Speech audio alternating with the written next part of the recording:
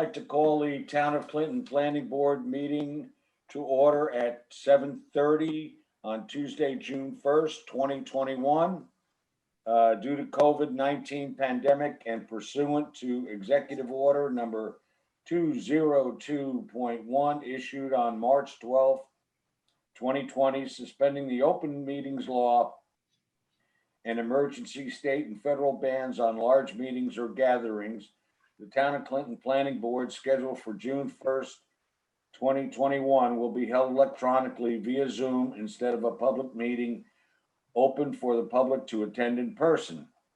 Members of the public may view the board meeting as it is live streamed on YouTube, www.townofclinton.com/government/planning-board-videos/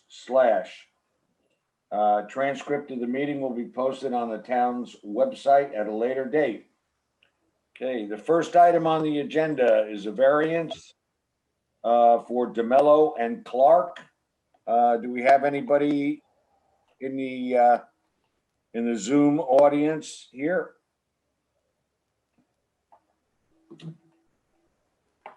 Should be Darren Davidovich, I would think. Yeah, he's on the waiting room. Is Darren in? Yeah, Darren, everybody's in. I think you're up, Darren. Okay, can you guys hear me? Yes. All right, sorry, it just came up. Hi there, Dan. How are you? Darren, doing well, thank you. Good, good. Okay, yeah, you know, this is a two-step process.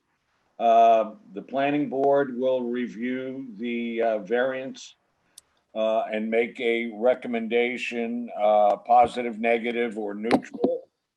And then the zoning board of appeals will make the final decision on the variance. So if you can briefly tell us what you're here for, and then we'll go from there. Okay. Arlene, I think the next page would probably be the easiest. It's just a little more zoomed in. Yeah, the next sheet altogether. There you go. All right. And if you could just, yeah, scroll to the right there. Right. So you'll recall from prior meetings, there's a number of different structures on the property. This is 13 Mountain View, which is at the west end of Mountain View Road. And we've previously talked about all of them. Specifically, there's a large main house that there's an addition proposed to, a stone garage that we're proposing to convert to a detached accessory dwelling, a stable up on the hill, it's called Barn there. And the subject of tonight's meeting is what's called coop on this plan. And what we're here to talk about is the fact that the coop is just 56.4 feet from the property line, from the road, and does not meet the 100-foot setback requirement. The coop was originally built in 1974 and was recently taken down by us and is in the process of a reconstruction. But there was some confusion around the building permit, admittedly, probably most of it mine. And we're here to go through the procedure of getting hopefully a variance to allow the building to remain at the 56.4 feet off of the property line because it does not meet that setback requirement. And, you know, construction has completely stopped on the building while we wait the outcome of that, that variance. And, you know, that's what we're here tonight to ask for the referral for. Just a little bit of background on the building, some highlights as far as some of the things we would discuss with the ZBA. The building is actually about 18 feet further away from the property line than the main house is, and that's by virtue of that bend in the road there. So we previously received a variance to allow the main house to be its current 37.7 feet from the road, and would be seeking a second variance to allow this coop, or what we call a garage, to be 56.6 feet from the road. Also of significance is that our proposal involves reconstructing the building to look the same way as it does today from the road.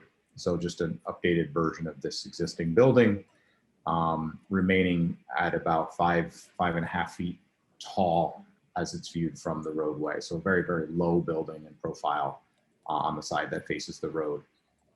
And then in keeping with all of the features of an agricultural building, a darker color scheme, divided light windows, a metal roof, wood siding. So very much what's being proposed is just an update to this building to allow it to be used for cars rather than poultry, which it was originally used for back in the 70s and 80s, I suppose.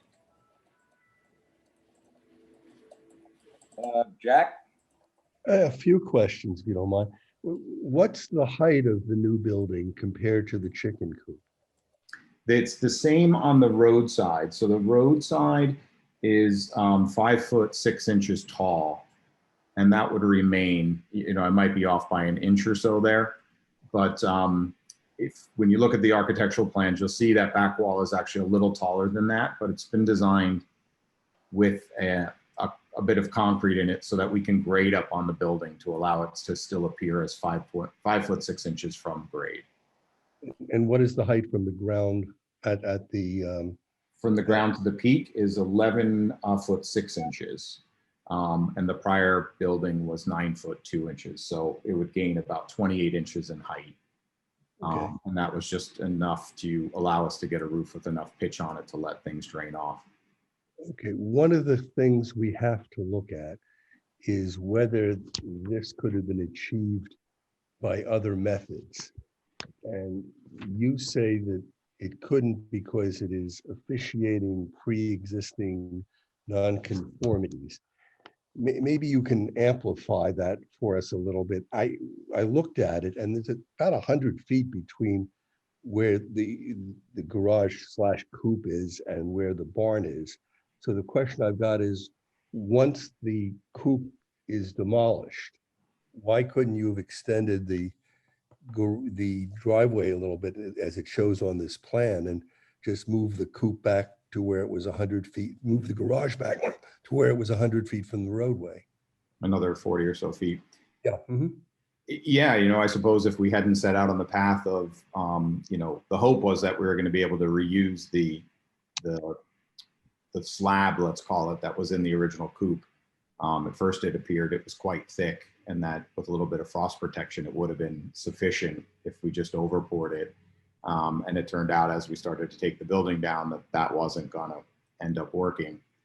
But, we had committed to the location of just a replacement in its exact spot and frankly, just stuck with that.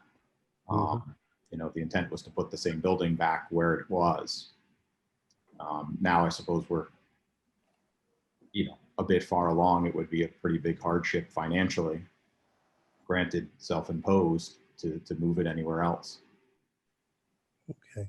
And that was sort of my next question. When, you were here before, you asked for and we recommended a variance on the main house for the reconstruction. Is there some reason you didn't at that time or later ask for a variance on the coop until the CEO turned up? I wish I had. I would have been a lot farther along in the process. Frankly, just because we weren't adding to it, it was we had a building permit in hand. I even mentioned that fact when I was last year, and we were just thinking we were rolling ahead with that one, and frankly, I should have, but I didn't question the reason why it didn't need a variance like the other building. I just drew the conclusion that since we weren't adding a big addition to the back, it was fine. Since we had been given, we had submitted 4 building permits for this property actually, and we were granted 2 of them, this being one of them. What's happening to the existing 3-car garage? Are we going to have 6-car garages now, or is the old one being destroyed? On the main house? Yeah, there is a 3-car garage on the main house. The issue with it is it has very low doors and it's very shallow. So it actually doesn't fit much more than a Jeep Wrangler. So the clients were hoping to get, like a farm tractor and put it in here. And, if they were to get a larger vehicle, an SUV or something, the idea would be to put it in here. there's no law that says you're limited to 3. Uh, okay.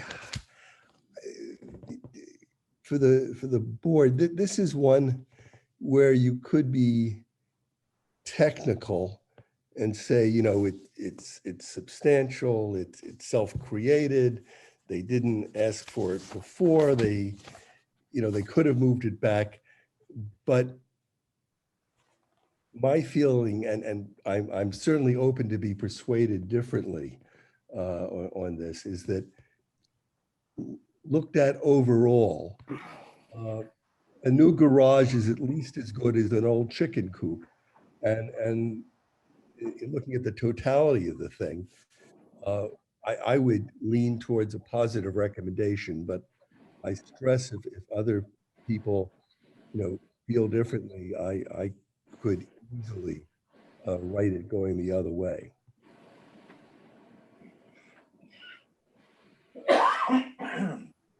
Does anybody on the board have any questions or thoughts on this?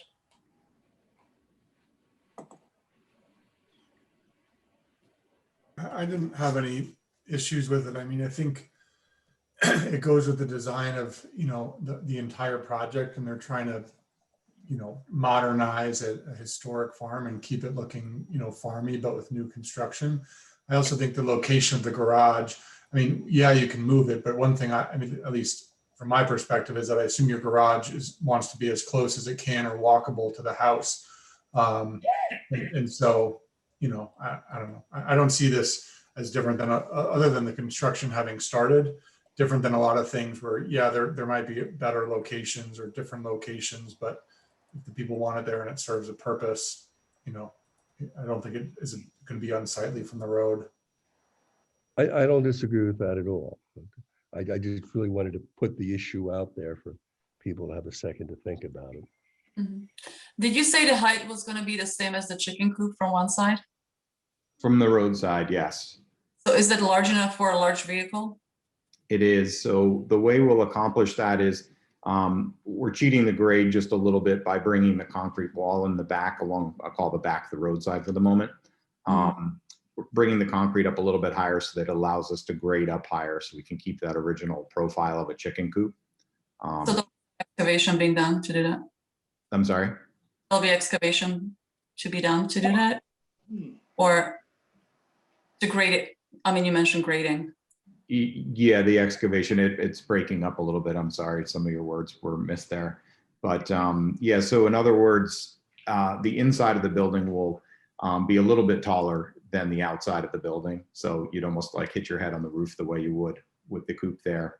But on the inside of the building, it's still fairly low for a garage. You'd have a little bit of a hard time, someone tall walking all the way to the back wall.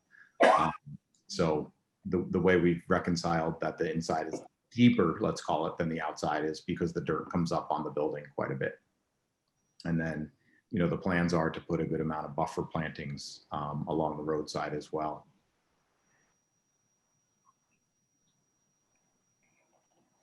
Okay, Jack? I have a proposed resolution.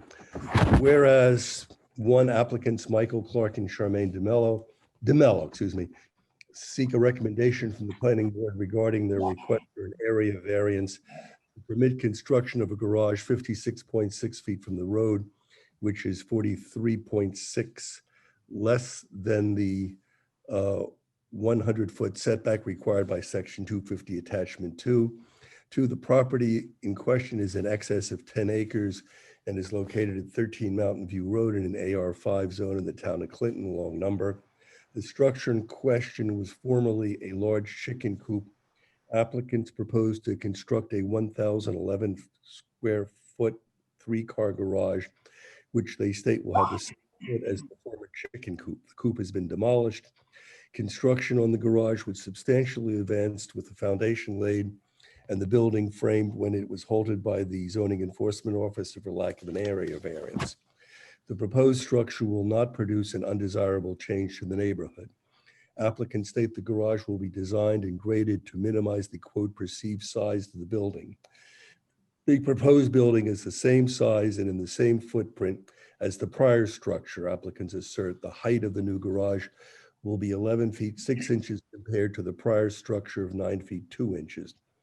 The new building will be painted in dark colors, quote, to tone down the appearance of the building. Applicants will plant a mixture of evergreen and deciduous trees between the building and the road. Applicants state that the benefit could not be achieved by other methods because it is, quote, officiating pre-existing nonconformities. However, once the prior chicken coop was demolished, the proposed garage could have been located 40 feet further back on the property and the new driveway extended to it, thus avoiding a need for an area variance. Applicants state that the location of the building serves as a visual and sound buffer for the property, quote, without it, the feel and look of the site would be compromised. The proposed change is substantial. Applicants argue effectively that the footprint will be the same. The fact is that a new large building will be created. The difficulty is self-created. We note the applicants previously sought the planning board recommended an area variance for their main house, which is also closer to the road than permitted as a pre-existing structure, which they propose to modify. In contrast, they did not seek a similar area variance for this garage, which also replaces a prior non-conforming structure until the issue was called to their attention. The new building was well underway. The variance will not have an adverse effect on the physical or environmental condition in the neighborhood. The prior structure was in need of substantial repair or demolition. Some of the considerations set out in section 250-98 are either not met or are close questions. The board concludes that the totality of the circumstances favor a variance. A new garage is at least as good as an old chicken coop. Now, therefore, be it resolved that the planning board respectfully makes a positive recommendation to the zoning board of appeals with respect to applicant's request for an area variance for the proposed garage. Second. Discussion? All those in favor? Art, aye. Justin, I. Maria, aye. Heck, aye. Can I? Okay, opposed? So moved. Okay, Darren. All right, thank you, everyone. I appreciate your patience. Okay, Arlene will get you the date for the zoning board of appeals, okay? Sounds good. Thank you. Okay, you're welcome. Have a good night. You too. Okay, next item on the agenda is the Willozen, I don't know if I'm pronouncing that correctly, Willozen area variance. Do we have anybody in our Zoom audience for that? I am. Hi there, Hi, how are you? and you are? Carolina Voloshin. Okay. I don't know if you've heard the previous applicant, but this is a two-step process. The planning board will review your application and make a recommendation to the zoning board of appeals, who will make the final decision. Our recommendation will be positive, negative, or neutral. So if you can briefly tell us what you're doing, and then we'll move on from there. Okay, I want to get approval for an above ground pool in my backyard, and I only have about 54 feet. My drawing isn't as good as the last one, but I only have 51 feet in my backyard, and the pool from the edge to my neighbor's property line would be 16 feet. It's kind of the only place I can put it. If I put it on the bigger part of my side yard, it would be like all my neighbors would see us, and it wouldn't look so nice there. So that's kind of the only place I can put it. Okay. Justin? Yep. So just to give a little more context with the drawing, this house is, I don't know if it's considered a corner lot, but the road comes at the bottom of your screen and kind of goes up the right side. Yeah, right there, and it goes up. So she's right that kind of along that road, if it was anywhere else, you're really going to see it because it's just flat grass. If you scroll up, Arlene, the property line behind here is a row of trees. And so it's going to be screened from the neighbor. And then I think another helpful fact is that exactly on the other side, within a similar location in their yard setback, those owners have an above ground pool as well. So I think it's consistent with the, with the neighborhood, and no one's going to be offended, and the screening is there. You're only really going to be able to see it on the approach from East Cookingham, kind of looking diagonally through the shed and the house, but it's as well hidden as you're going to get. There's a nice little nook with natural screening in place. So as far as locations go, I think she's right that this is the best one for it. And it's a 1 acre lot in a 5 acre, zoning district. So it's non-conforming. There's just not a ton of space generally to put it anywhere else. Okay. Anybody else on the board have any questions for the applicant?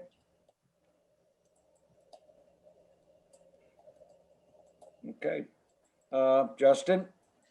Okay, I've got a resolution of the Town of Clinton Planning Board making a positive recommendation to the ZBA and the requested area variance to section 250 attachment 2, reducing the rear yard setback from 75 to 16 feet to build an above ground pool as requested by Carolina Balajian on property located at 150 East Cookingham Drive, tax grid number in an AR5 zoning district.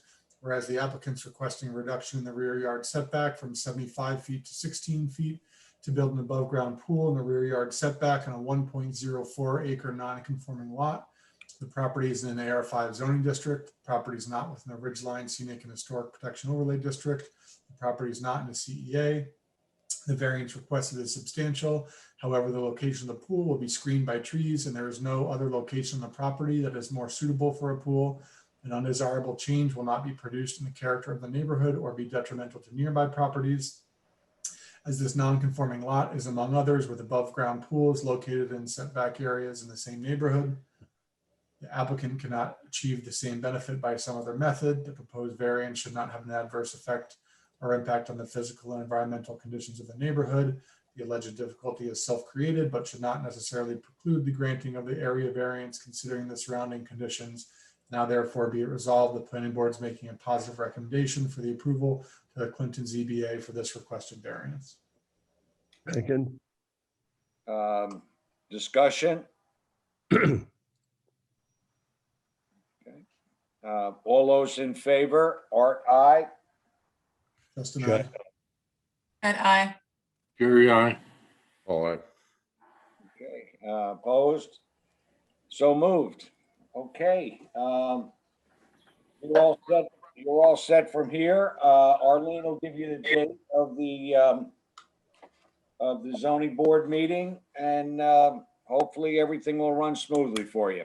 Okay, thank you so much. You're very welcome. Have a good night. You too. Okay, the next item on the agenda is Augstein demo permit.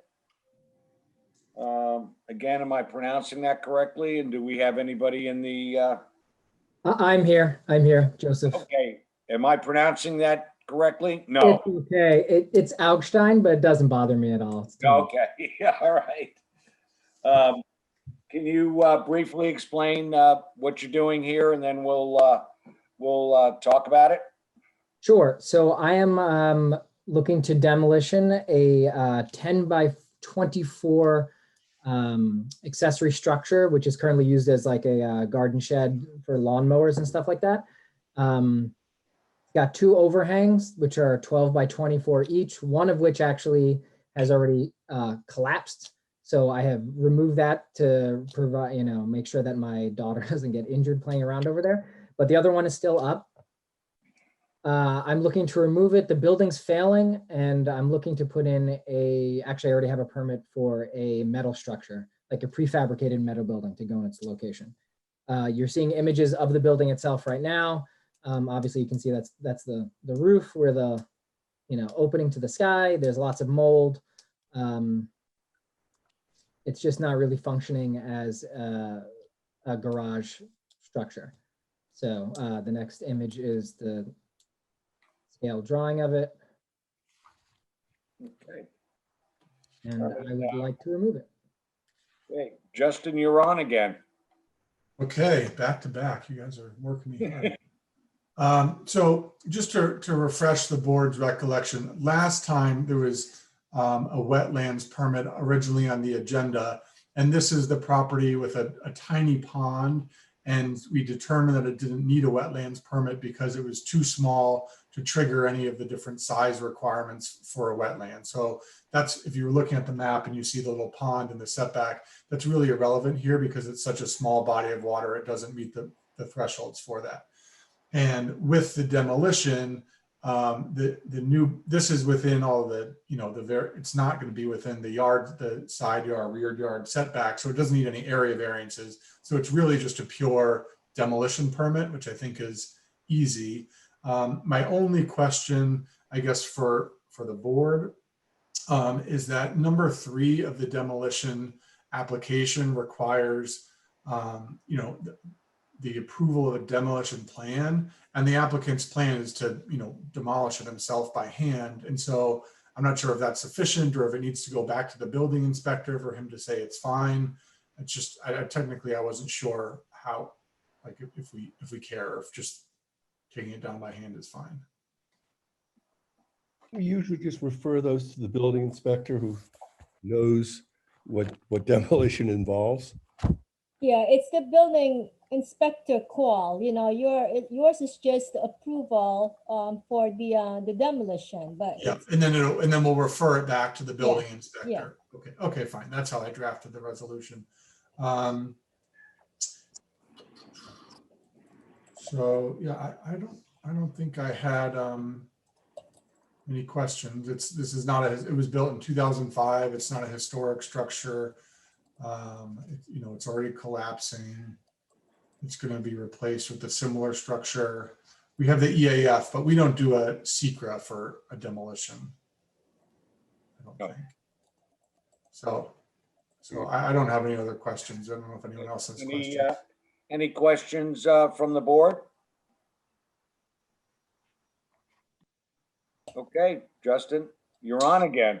Okay, be it resolved that the Town of Clinton Planning Board recommends approval for the demolition permit application dated May 25th, 2021, submitted by Joseph Augstein for the purpose of demolishing an accessory structure located on a 5.22 acre parcel at 8 Sunset Trail, Clinton Quarters, tax grid number, and refers the matter to the building inspector for review and approval of the demolition plan. Whereas the accessory structure was built in 2005, the structure does not appear on the Historic Resource Survey of 1986, located on Dutchess County parcel access. The applicant states that the structure does not have any national, state, or local designation of significance, nor are there any for the parcel on which it's located.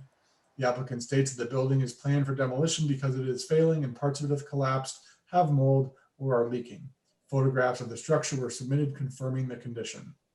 The applicant will demolish the building himself from the top down without the use of heavy machinery.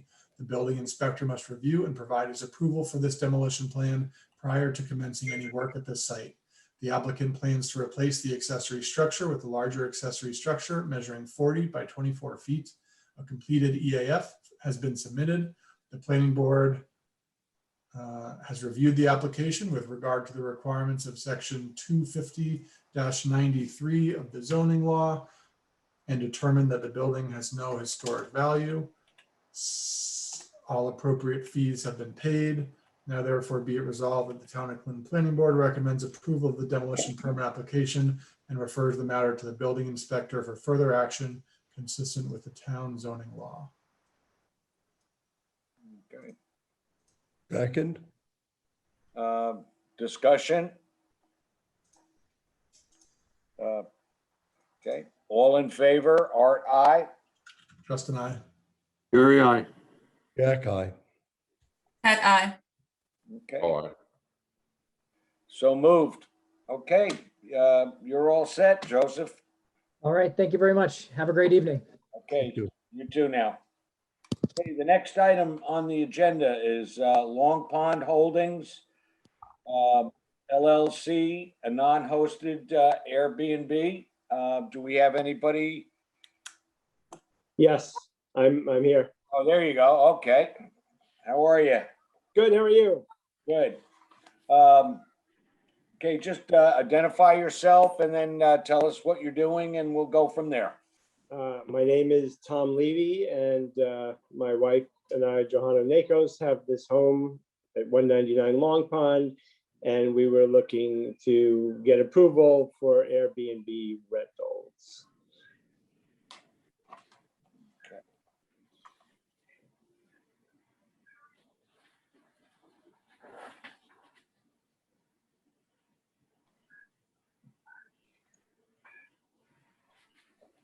Okay, Kat?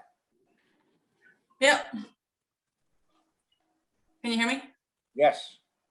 Great, thank you. So I think today we're declaring a lead agency and setting a hearing date, but I wanted to kind of run through some questions, a little bit of history of the property and get thoughts from the board. I have a resolution drafted. Thank you, Paul, for a great template. So the property in question is in Zone C. It's about 3.6 acres. It has more than 1,000 feet of lakefront on Long Pond. A big part of it includes DEC wetland. It used to be a campground in the 1960s, so there was a lot of accessory structures built on the property prior to zoning was in effect.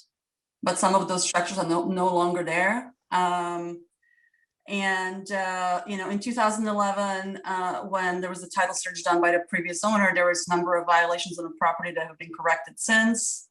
So we're good on that front.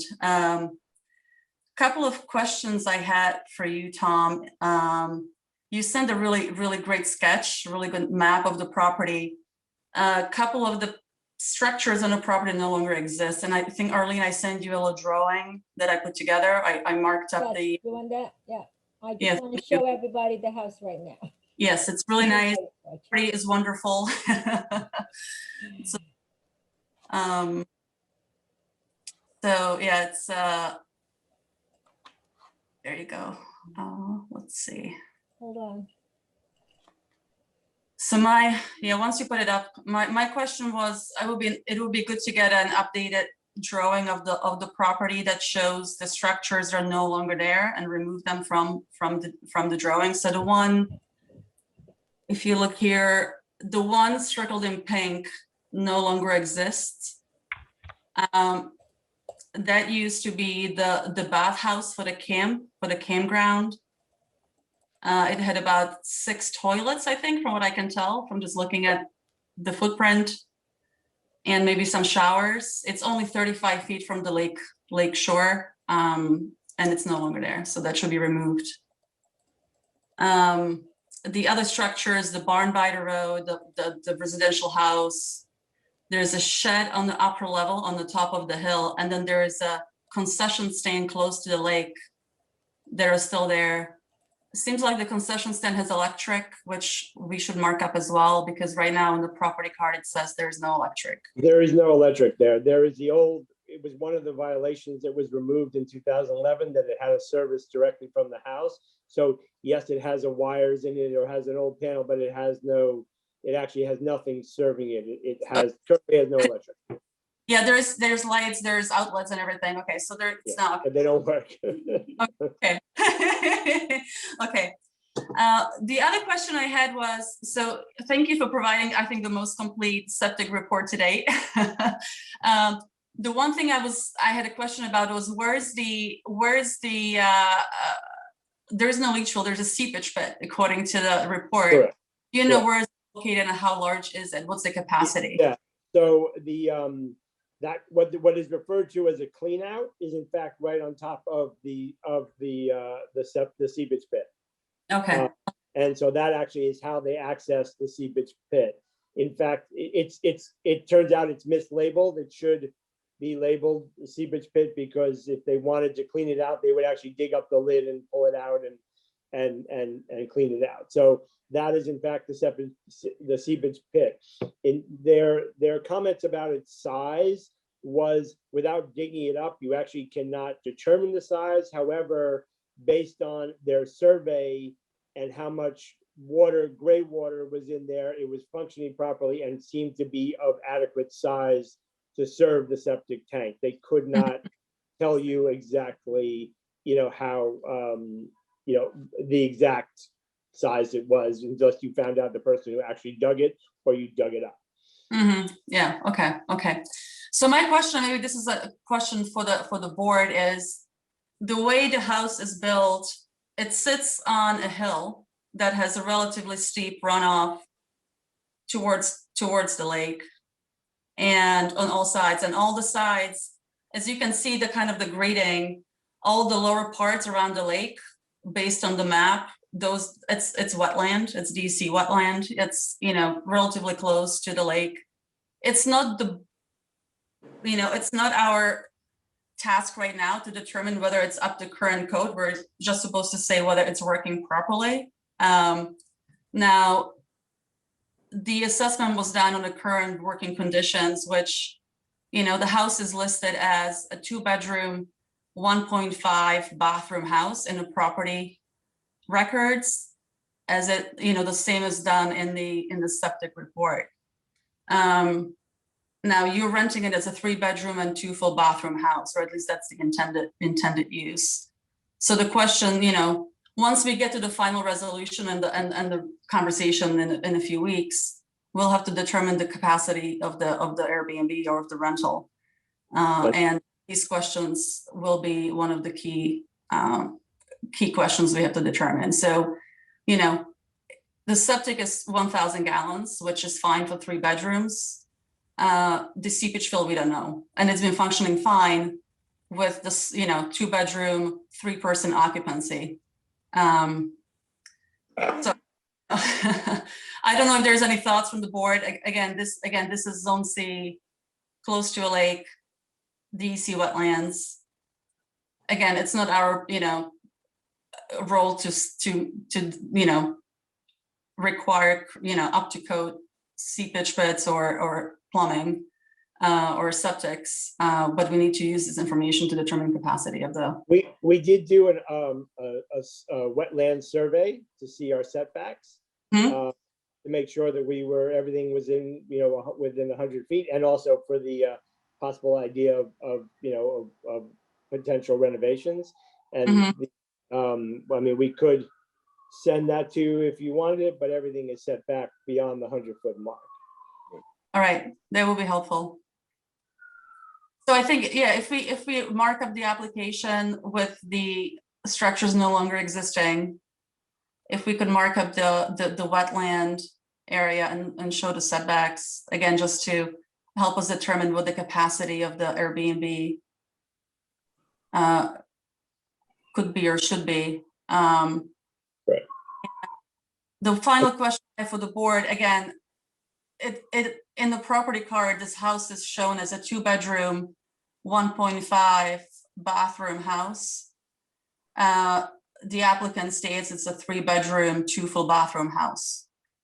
So maybe there's a kind of a feedback loop to the appropriate channels to make sure the house is listed. What year is the house? What year is the house? What year is the house?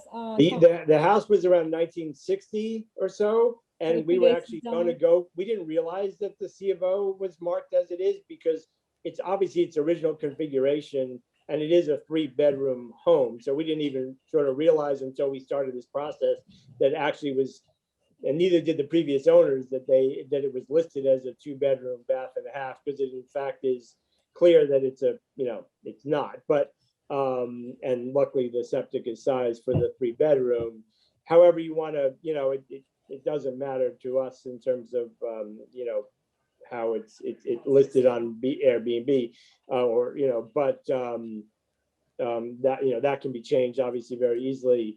But we were going to go to the process of possibly amending the C of O because it clearly is just, if you looked at the house, which I obviously didn't go inside, but it is, it's a small little ranch, 1 floor, but it always had 3 bedrooms. All right, let me just tell you that it's not what you could give me 4 bedrooms or 5 bedrooms, but if the C of O, which we have a C of O that was issued in 2011 saying 2-bedroom. Right. So And I'm just saying, Legally, you somehow only have 2 bedrooms. somehow that was inaccurately done, and we were going to just go through the process of potentially amending that. But for now, it is what it is. We have no issue. For you to amend the 3 bedrooms, you can just amend to make it a 3 bedroom. You're gonna have to prove us the size of the septic, Board of Health approval and everything. Yep, understood. You're gonna have to upgrade that. But right now, the C of O that was issued is for a 2 bedroom. So Arlene, are you saying that if they wanted to change it to official 3 bedroom, they would have to go and bring Yeah, up? we're gonna need the SEN 34 and submit it to the Department of Health to make Mhm. sure they're capable of having 3 bedrooms. That's how we always do. Yeah, we're not doing that now. I mean, I'm just making a note. That's all. Yeah, but it's relevant because they're gonna have to determine the number of people that you could allow to stay in your Airbnb. Correct. I believe on our listing, we would list it as 5 people and, which, based on capacity in the bedroom, we have no issue with whatever, if you say 4, then we say 4, we don't have an issue with that. We just were basing it on the size of the house initially and that's simply how we put it. So, and I Yeah. believe that, a pull-out couch or whatever qualifies. We don't want, 20 million people in our house to begin with. So, this is our home and we just do, we need some of the income for now until we move up there permanently. But yeah, we're not interested in, a party house by any means. And just to let you know, if you finish the basement and we have a record that it's unfinished basement, you're gonna be in violation and you better come forward and file a building permit for the finished basement. Yeah, we haven't finished the basement or asked to Or I'm finish. just saying, because there's a lot of people who will finish the basement without telling us, so. Yeah. just to let you know. Okay, but he's not proposing No, to I do that. know, So I know. why don't we I know. deal with what we have? Yeah.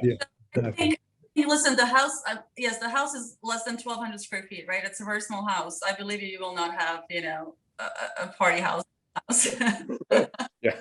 Now, I mean, now- they're just trying to do the right thing here. So let's.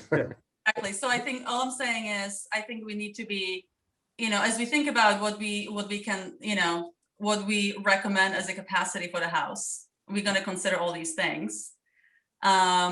Now, I know that you have been listing it as a 3 bedroom, 2 full bathroom house. So that may have to change. And we've had these conversations before. It's hard for us to kind of enforce once we, going forward. But again, it's a relatively small house. We just need to be cognizant of the fact that it may not be a 3 bedroom house. That's not a problem. Like I said, it physically has 3 bedrooms, so we list, that's the way we treated it in the past. So we have if we need to call it a 2 bedroom, we'll call it a 2 bedroom. It's so fine. Okay, let's move on and do we have any other questions from? Yeah, I have a question. Tom, is your name on the application or just LLC? I believe my wife's name is on the application, Johanna Nakos. Both of our names seem to be here, actually. I'm not sure.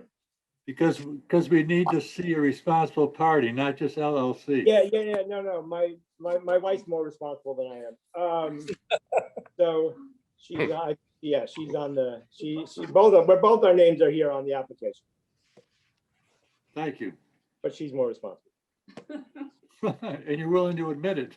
Yeah, completely. So I do have a lead agency declaration here that I can read if it's the right time.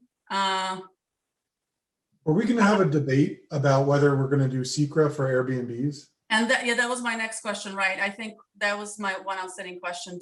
I still have it in here, but do we want to do it today or save it for like a special conversation, special session? I'll leave it for members. Good question. Why don't you just follow what we did with the Vega, what we did one? But when are we going to talk about this type 2 thing? After our meeting, after we're done. So I guess we could start seeker, but if we decide it's type 2, we can just pull the plug on it. Yeah. why don't we set a date for the public hearing, and Tom can revise his map there for us. Sure.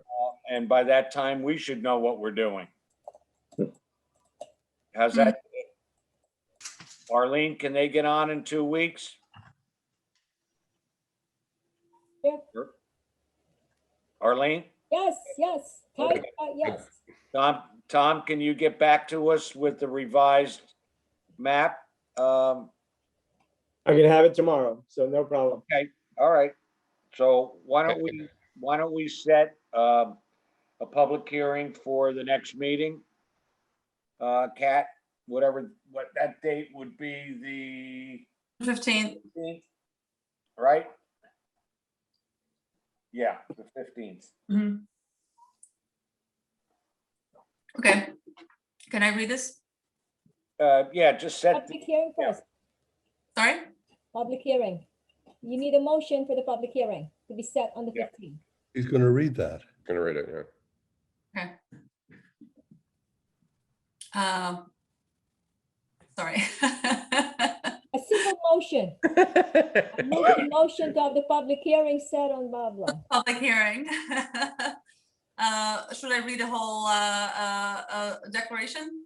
Or, no, just make a motion for the public hearing. That's all we need right now. okay, just do that. Okay, so motion for the public hearing on June 15th for the Long Pond Holdings LLC short-term rental application. Okay, Second. discussion. All in favor? Art, aye. Wilson. All right. Jerry, I. Okay. All right, So so, I'm sorry, we have, Arlene, you have to do the county referral Yes. ASAP because, yeah, I know. Are we doing lead agency? What are we doing? Well, that's the discussion we have to have. yeah. I mean, I know, but I since we do the public hearing already, we're gonna, what did we do for the last one? that's We what I'm did saying. we did That's it what I all in one, suggested. we did it all in one resolution. Mhm. I mean, we could just do a lead agency resolution. We'll I think circulate it. all we did was the fire department, right, Kat? Was it fire and Permit, highway, and highway? planning. Yeah, because I need to circulate those, so I'm gonna, so we need to do it. So just let's do it. Let's what we did with the Vega before. We did the lead agency, and then whatever you decided about the seeker after, let's start it with the next item, next meeting, whatever. Mhm. Okay. Yeah, Maybe just a resolution. Resolution is, lead lead with the agency. circulation. Sorry. okay. So should I read it? Yeah, sure, yes. Okay. The whole lead agency, okay, so whereas the Town of Clinton Planning Board has received an application for a special use permit for Long Pond Holdings LLC for the purpose of utilizing a part-time residence located at 199 Long Pond Road in the Town of Clinton as a non-hosted short-term rental pursuant to section 250-69.1 of the zoning law, and whereas the subject property is identified as tax parcel number 13240-6468-00178992 and is located in the C zone district, and whereas the short form EAF Part 1 has been received, and whereas the applicants do not propose any alteration, excavation, or construction on the site in connection with the request permit, and whereas the applicants have submitted an inspection report dated within 90 days of the date of the application stating that the existing sewage disposal system serving the principal dwelling is adequate functioning for the current use of the property at the time of inspection, which is listed as 2-bedroom and 1.5 bath.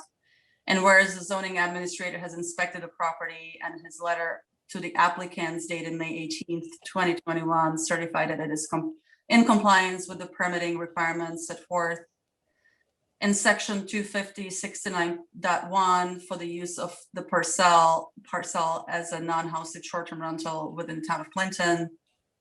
And whereas all applicable fees have been paid, and whereas the planning board has determined the proposed project is an unlisted action and that an uncoordinated review of the action will be undertaken. Now therefore be it resolved, the planning board determined that the application is sufficient for purposes of commencing the selection of a lead agency pursuant to 6 NYCRR 617, and it further resolved that the planning board hereby declares its intent to assume the role of lead agency for this unlisted uncoordinated action pursuant to Article 8 of the Environmental Conservation Law and sections 617.6, 2 and 3 of 6 NYCR Part 617, and directs that a copy of the short form EAF Part 1, the application and related documents to be sent to the following interested agencies: the West Clinton Fire District, Town of Clinton Highway Department, and Dutchess County Department of Planning and Development. And be it further resolved that the planning board will hold a public hearing on this application at its meeting scheduled for June 15th, 2021. Second.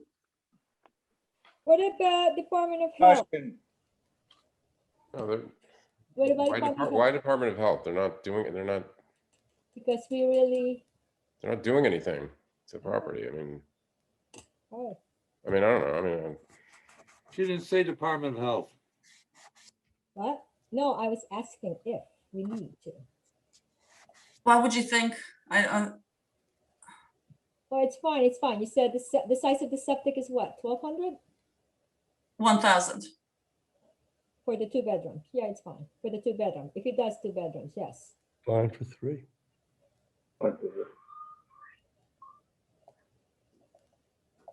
All right, so it's just the DC planning, the CAC, and the West Clinton. And we don't need the DEC because it's not too close to it. It's not getting affected. Well, I'm sorry. Go ahead. We will get the information from Tom. And then I think, we'll need to determine that. I mean, the septic is more than 100 feet, I would say 200 feet from the lake, but I don't think the point here is to make sure it's compliant with the current code, right?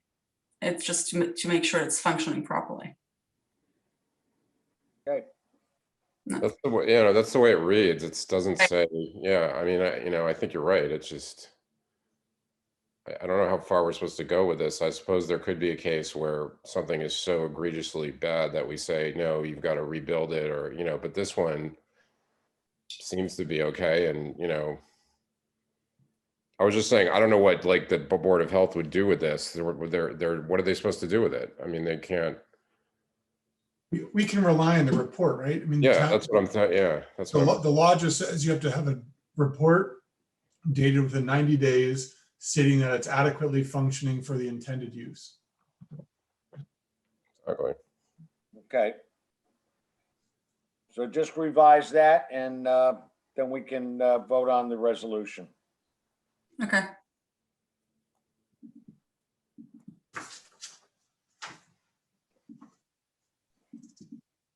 All right. Okay. Any other discussion? Okay. All in favor? Art, aye. Justin, I. Jerry, I. Jack, aye. Cat eye. All right. Okay. So moved. Okay, Tom, we'll see you in 2 weeks. Okay, I'll send that tomorrow, and I appreciate your time. Okay, take care now. Okay, take care. Bye-bye. Okay, next item on the agenda is Vanderwall, also a non-hosted Airbnb. Do we have anybody in our Zoom audience here for that? No, I don't see anyone. Oh, she They were didn't here. not show up. Here in the beginning. Yeah. Somebody was here. Do you want me to call her? Arlene, where are we gonna go with this? Because there's, nothing's complete, no application. All right, it's up to you. Yeah. So you know what? She doesn't show up, then I guess she's out. She's gonna have to go next meeting. Which one is this? This is the next Airbnb, right? Just my agenda. Yeah, I guess. So, yeah, we can't proceed anyway. Well, I spoke with her today and she was trying to find a septic inspector. And she's saying everybody's very busy right now, blah, blah, blah. And she only answered 5 of the 20 questions on the EAF. I know, and she claims that she doesn't know how to do it and this and that and all this stuff, so. I said, just answer it the best you can. I mean, I cannot answer for everybody. Well, Jerry, are you determining that the application is incomplete? It is, Okay, because the inspection that was submitted is 10 months old. okay, It has to be within 90 days. And it Okay. also is insufficient as far as detail. There's no information as far as the size of the tank. okay. Would you just, off the top of your head, list what you need, what's incomplete on that, and then Arlene can get back to the applicant? And we shouldn't be wasting our time on it right now. But Well, the tank detail, I guess, is the sort of standards. It's the size and the, one that's been inspected by the Department of Health. It has to be an inspection within 90 days. okay, that's two things. then And she did not, it's not filled out correctly, no, or not completed? the EAF, there's only 5 questions answered out of 20. Okay. Arlene, Yes, I heard it. would you refer all of that information to Sure, Frederic? sure. Okay, Yep, got it. okay, incomplete. All right, We could talk about the secret for the short-term rentals from the town attorney. Paul, I Yeah. think we, Go ahead. no, I was gonna say, before we go on to secret, can we just talk about the standard we're gonna use for the septic system? Because I know we keep talking about Board of Health versus a private company, right, and the timing, but I think it's important to actually look at what the law is requiring, which is just a report from a private company within 90 days that it appears to be in good working order for the house of its size, right? There's nothing that says we need to verify the size of the tank. We don't need a certificate from the Board of Health. We can decide. It says for the intended use, and I think that word is very different from the word the current use. So just to go back to 199 Pond Road, we just looked at, right? Yeah. The current use of the house and the septic report itself says this house is used by 3 occupants. It has 2 bedrooms and 1.5 bathrooms. The intended use, according to the applicant, is 3 bedrooms, 2 full bathrooms, and up to 5 people. That's 60% increase over current use. So to me, that's which should influence us to put the size of the capacity back down, right? But it doesn't change what they need to prove for septic, right? All they have for septic, all they can prove for septic ever, right, is the 2-bedroom, 1.5 bathroom, right? Full stop. right, but we can then say you cannot use this as a 3-bedroom house and have 5 people stay here. Yes, Right. that's within our discretion. I think we need to say, we need to see if it's fit for the intended use. And if it's not, we just set a smaller capacity. And then it comes back to, can we police it? Can we enforce what we tell them? Because, you know, once they have a 3-bedroom house, they're gonna have 6 people sleeping. Well, the CEO can look at the Airbnb listings and see how they're advertising it. That's one Mhm. way. Yeah. And the language is very different than what we have for an accessory dwelling unit, where it's very Mhm. clear they have to meet the Board of Health standards. And as Justin points out, here the town did not use that language. They used much more flexible language. But I think you're quite right. It goes to how many people we will approve. Mhm.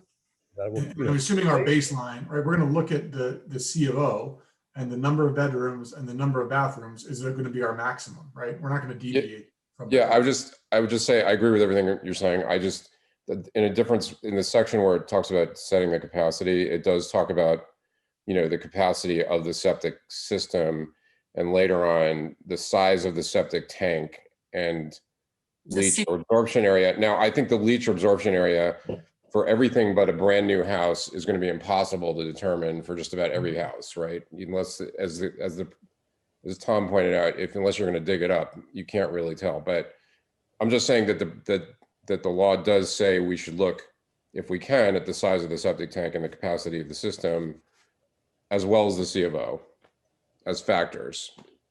I guess maybe I'm tying them together, right? But I would assume that when you got the C of O, you had to prove that for the septic system at the time. And so as long as we're not increasing the bedroom, right? As long as it matches that initial thing, then we rely on that. But I don't know if that's true. But that was Arlene's point. Like, for example, the case we just looked at, the COO says 2-bedroom, 1.5 bath. And they already say, well, no, it's a 3-bedroom and 2 full baths. And that's what we think it is. So we can say, well, if you want to do the 3-bedroom and 2 full bath, you have to go through the entire process with the Department of Health, right? I agree. And then you Yeah, I mean, yeah. That's a different house. He was pretty easygoing. I mean, he was pretty easygoing about it. He said, if you want to limit us to 4 people, you know, we'll do it. So here's Yeah. the thing. The only We're gonna way see you're going to this. run into a problem is for old houses. So Yeah. there are like houses like that was built in the 18th century, like for instance, the Gorelick. So we don't have any record. The Department of Health doesn't have any record. It predates the zoning. We don't know how many bedrooms. They don't even know what's the size of the septic. For instance, the Adrian's Farm. The Adrian's Farm didn't have anything like that. They got a violation cited from the Department of Health because they were doing all that events or whatever, and they don't have an upgraded septic. So that's the same scenario that we're going to run into all these Airbnb that doesn't have an upgraded or septic or size of the septic. They don't even know probably what they have. Yeah, but I think, look, I think Jack was right. I think the law was deliberately drafted to be open-ended on how you can get this verified. You know, if you happen to have a Board of Health certificate, great. But for most people who don't, you get an inspection done. I do think it's reasonable because when they clean out tanks, they can tell what size tank it is. It's not hard. And just to give us whatever information they can. And if, you know, the size of the tank at a minimum, and then the condition of the tank, and, you know, whatever else they can give us. But on the other hand, no, we can't say, well, you have to map out the leach field and tell us exactly what kind of pipes they use. That's not reasonable. Nobody's gonna be able to do that. And but to the other point, you know, just saying I clean the tank and it's fine is probably not quite enough. I mean, you know what I mean? We need I a was little- a little concerned about the inspection that was submitted. It talked about a smaller cistern rather than a Right. septic tank. A cistern is a water storage tank, so that confused me a bit. Yeah, I mean, that's going to be the issue. Like if you get a true like cesspool situation, you know, I mean, and it's functioning, like what do you do? You know, what do you do? Yeah. I don't know if we can say no based on the way it's written. Right, and I think, again, going back to this one, I mean, I don't know, the site, the seepage pit is on top of a steep hill with, you know, probably, if not 20-degree angle towards the pond, right? I'll be shocked if it's 200 feet away from the lake. So anyway, I mean, we can, it functions properly, but I think we just need to be thoughtful as we decide how many people they can have in the house. Right. Because just because it works with 3 people and it's fine, 3 people who show up every other weekend, and all of a sudden you have people showing up every single day, and there's 5 people, it's a different situation. So anyway, I think that's all. I agree. I think, the one thing we have to think of, I mean, if there's a C of O, what does the C of O say? I think is a really critical point. And if there's a C of O for a house with a cesspool for 3 bedrooms, are we really in a position to say, well, no, you can't use 3 bedrooms because you have a cesspool? I don't think we are, but your and point, right? They know that says 2, that they want to have 3 bedrooms. right. And another critical point I think is they need to empty the septic tank, because now there's going to be a lot of people who is going to be using that. So a lot of disposal and everything. So, I mean, the normal, the regular thing for a family is 2 years to empty the septic tank. But now that the property is going to be busy, I think they should empty it every year, Okay, well, Otherwise, it's going to be, whatever. they're going to have a backlog there. Can I, Arlene? See ya. Gave it away. I was just gonna say, having the C of O for each one of these is probably a good idea, because then we'll know, right? What the C of O would seem to be the key document. Mhm. I think that the point that Kat brought up is that I think we have the authority to limit the amount of people. Whether we can enforce it or not is another thing. I think when we get all that information, then we can say, okay, this is for 4 people or 6 people or whatever the case may be. It's certainly like the one at 199 Long Pond there. I mean, if he wanted to rent it out to 10 people, it ain't gonna happen. I mean, that system will never hold it. And we all know that. So, okay. So the next thing is we want to talk about seeker, right? Mm-hmm. Yeah, no, you saw the email to Shane and his response, and he flagged the type 2 on the type 2 exceptions list. He flagged, I think it's part 18, which is the one that I was looking at when I thought maybe we should ask the question. And I mean, it would seem to apply, but I think, it's obviously everybody has to comment and agree. And the only other thing I'd say, there may be exceptions, right, where somebody's doing a major project where we say, okay, we want to do seeker. It wouldn't bind us in every single case from not doing seeker, but I think for the run of the mill case, seeker is probably not necessary. We're going to do everything else that we're going to be doing. There's going to be a hearing every time. There's going to be a review. The county's going to review every one of them regardless. So that's, I kind of agree with Shane, but I just was curious what other people thought. I agree with you. I mean, most of these Airbnbs are in existing homes.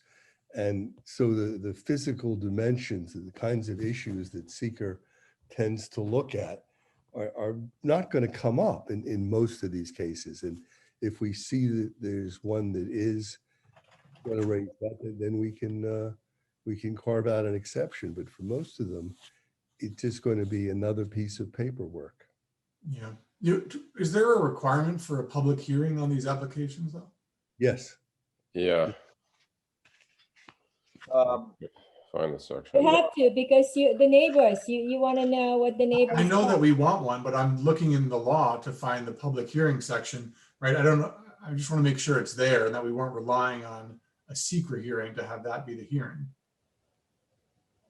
I have it in my head that it did provide for a hearing, but I don't have it. It did. I think it's there, and it's also on the part of the it's a special use permit, so it does hook in the special use permit. It's on the special process. permit. I thought they'd put it in the law, but that's a good point. I'm not seeing it. No, it's not. It's not in the law. It's not in the law. Okay. So it does, but it is a special use permit. application. Yeah, but during the what do you call it, the workshop for the Airbnb, we talked about that, and that's the reason why it needs, because of the neighbors' input. You need to, they want to know how the neighbors feel about it. I know that we want it, but it has to be in the law or Well, somewhere. it says on number 4, any special permit, this is tied with the special permit application, which is from section 250-97 that requires a public hearing. Okay, that's all I needed. So it's tied to And 97. even with the But- Dutchess County planning, they want a site plan. So she actually told me that I need to get a Okay, site but plan. the law was deliberately drafted not to require a formal site plan. I know, That but you was a seen that email deliberate from, thing because people are not changing, for the most part, the physical layout of the property. And a site plan is supposed to be prepared by an engineer or a surveyor. well, it But they doesn't didn't have want to be make people do that. she said. She just wished to see the Okay, site plan, well- this way she knows what's on the property. That's what the DC planning wants. Okay, but that's not what our law says. I don't know what, and they reviewed the law before it was approved. Mhm. Tell me. Okay, to our crack legal team here. The, Crack or crap? Yeah, that's what I thought he said crap. if in case A, B, and C, we do not require seeker, okay? Case D, we, as a board, say they should fill out at least the short form. Can we do that without, is that, Yeah, we do it for demolition permits. They fill the short form EAF and we Yeah. file it, but we don't do Yeah. secret. They do that on But- variance too. I'm Just just to fill out saying, the form. if we don't do it for A, B, and C, and then ask D to do it, is that Oh. put us Oh. in a position where they're gonna say, hey, those guys didn't do it, I think we should still ask them just to be on the record, and then you could, just like with the variance, what they do, the EAF was provided, short form EAF was provided, but since this is a type 2 action, no further action is required. No, I think, aren't you asking if most people don't have to do seeker, then we say somebody should do seeker, they're gonna say, why do I have to do it? Was that your? Yeah, that's, It's not submitting the form, it's the actual, Yeah, the fairness. I mean, we could ask Shane, I think, but I would really think most of the time it would be type 2, it would be really the exception, and there'd have to be justification. so, Like, yeah, Sorry. in the opinion of the board, everybody should at least submit a short form, and then we can waive it. I I'm don't just think trying so. to, Oh, you mean so that we can scope the issue using the form and then make this a decision that it's type 2 using the form? Yeah, and waive it And then 95. waive it. yeah, Okay, exactly. Justin, I yeah. like that's a good idea, right? like that.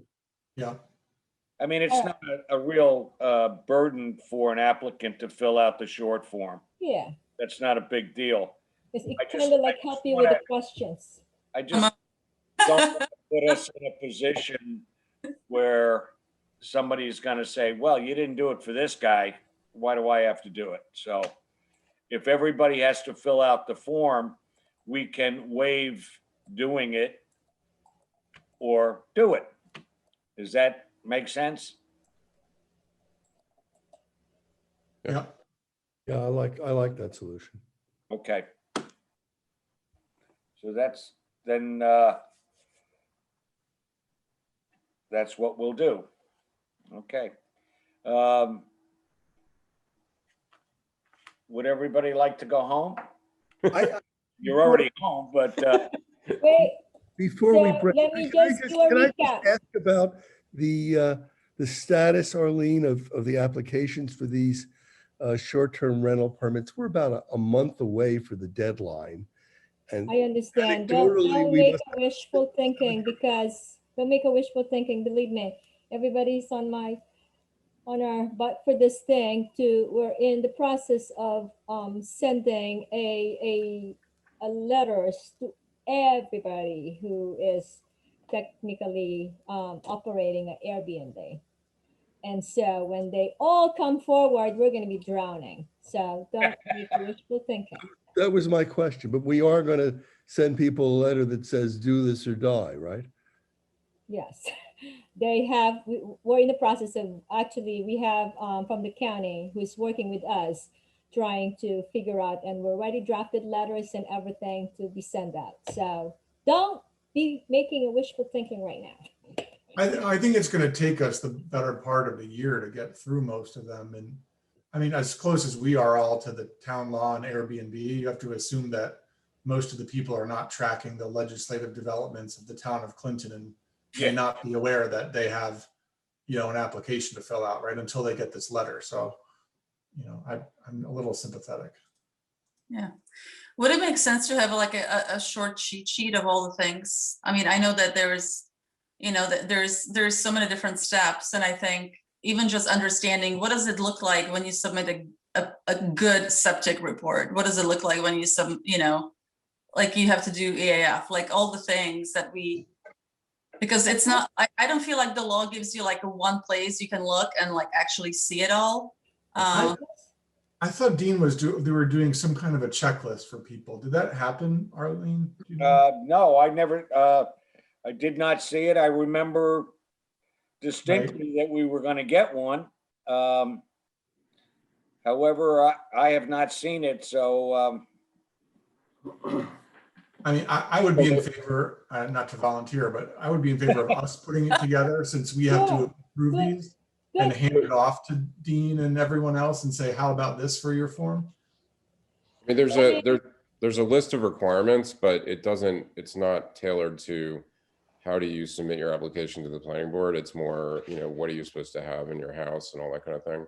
Yeah, did you see the form that we normally send out and Yeah. we let the applicant make sure that they read it and agree to it and acknowledge it? Sort of a So it's checklist. spelled out over there what they need to do and what they need to submit. So But Yeah. I that's sort of agree. like the I checklist. do think since the majority of people are doing it themselves, they don't have a professional doing it. That Kat's idea is a really good, you know, to just say, here's what we want, you know, here's what we want. And then you give it to them or you email it to them and we won't have these problems because, well, we might, but we'll have fewer of them potentially. Yeah. You Yeah, know, because I'm sympathetic, right? Like they send this to us and they think they're done. And then we say, oh, where's your EAF? Oh, where's this? And where's that? You know, it's kind of, they Right. felt like we're just keep coming back with things and yeah. Well, you got to remember, it's fairly new to us. The regulation doesn't call for the short form EAF. It doesn't say in there that you need to submit that. So everything is fairly new. We're in a learning curve in here. So why don't we'll do a checklist. To Kat's point, we'll do a checklist of here are the items you have to submit. And, you know, for your septic report, you have to indicate, you know, it has to indicate tank size, condition, whatever else we want to put in there.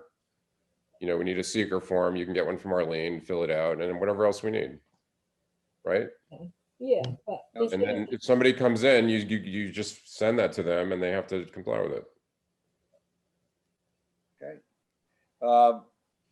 You want to take that on, Justin, or? Volunteering is not a smart thing, you know. I know, Just so you know. I know. So it's basically, we just need the application form, the acknowledge form, the secra, the septic. You've already named too many things. Yeah, I'll take a stab at it. Yeah, Thank you, Justin. it's a streamlined set of rules and regulations would be great. Okay, anybody got anything else? Well, when is the 6-month date up? June. June 30th, I think. Into June? Well, I Hold think on. you're gonna need to draw a line there. I don't want to know. Everybody who has an application and ahead of there gets queued. People who don't get the violations. I think it's over. I think it was May 10th. No, I thought it was June. It passed November 10th, 2020. All right, so we should send a letter saying that anybody who did not come forward will be penalized of $400. And they're all gonna be wanting to be on the agenda. Are you ready with that? Oh, the key thing is to get the application in. Schedule them as you can, but as long as the application's in, they're safe. Well, I have a couple right now, probably 5 or 6. It's the key is getting their house into compliance. It's not like giving me the application and boom, I could send it to you.